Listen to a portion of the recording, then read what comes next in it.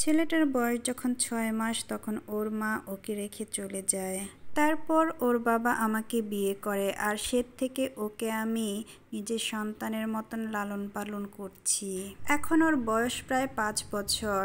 ওর আদর যত্নের অবহেলা হবে বলে আমি নিজে কখনো মা হওয়ার কথা চিন্তা করিনি।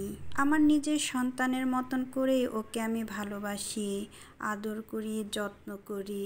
বেশ চলছিল আমাদের সংসার, কিন্তু গত 1 বছর ধরে ওর বাবা আমাদের কোনো খোঁজই নেয় না। শুনেছি শহরে নাকি আরেকটা বিয়ে করেছে। মানুষটা আগে এইরকম ছিল না, আমাকে খুব ভালোবাসতো। জানি না হঠাৎ করে কেন এমন হয়ে গেল। মানুষটার কোনো দোষই নেই, সে তো খুব ভালো মানুষ ছিল। আসলে সব দোষ হচ্ছে সে মহিলার, যে কিনা ফুসলিয়ে ফাসলিয়ে আমার স্বামীকে বিয়ে করেছে। কথাগুলি বলছিল আর মহিলাটি কাঁদছিল। কোলে থাকা ছেলেটি বারবার তার চোখের জল মুছিয়ে দিচ্ছিল।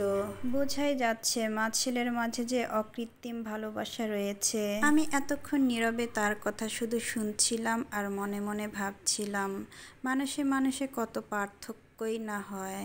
একদিকে আমি এত বছর ধরে সন্তানের মা হতে পারিনি বলে স্বামীকে কত বলেছি আরেকটা বিয়ে করার কথা, কিন্তু সে রাজি হয়নি। অন্যদিকে সে মহিলা সব কিছু থাকার পরেও যেন কিছুই তার নেই। স্বামী যদি আপন না হয় তাহলে সংসারে আর আপন কে আছে বলেন। আজ থেকে প্রায় 7 বছর আগে আমি এক কবিরাজ বাড়িতে গিয়েছিলাম সন্তান লাভের আশায়। সেখানেই সেই মহিলার সাথে আমার দেখা হয়। মহিলাটি অবশ্য এসেছিল তার স্বামীকে তাবিজ কবজ করে নিজের কাছে ফিরিয়ে আনার জন্যে। স্বামীর প্রতি তার অগাধ বিশ্বাস ছিল। তার কাছে তো সেই মহিলাই অপরাধী যাকে তার স্বামী বিয়ে করেছিল। আমি তার সব কথা শুনে তাকে বললাম, আপনি যাকে এত ভালো মানুষ বলে দাবি করছেন, খোঁজখবর নিয়ে দেখেন।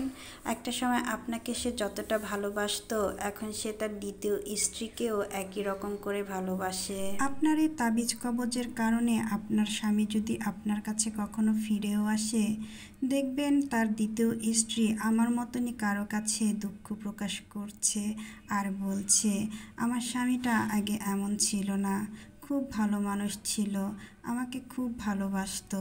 তার প্রথম স্ত্রী তাকে তাবিজ কবজ করে আমার কাছ থেকে কেড়ে নিয়েছে। আমার এই কথা শুনে মহিলাটি বলল, ঠিকই বলেছেন, আমার স্বামীটাই খারাপ। তা না হলে সে অন্তত ছেলেটার কথা ভেবে হলেও এই ধরনের কাজ করতে পারত না।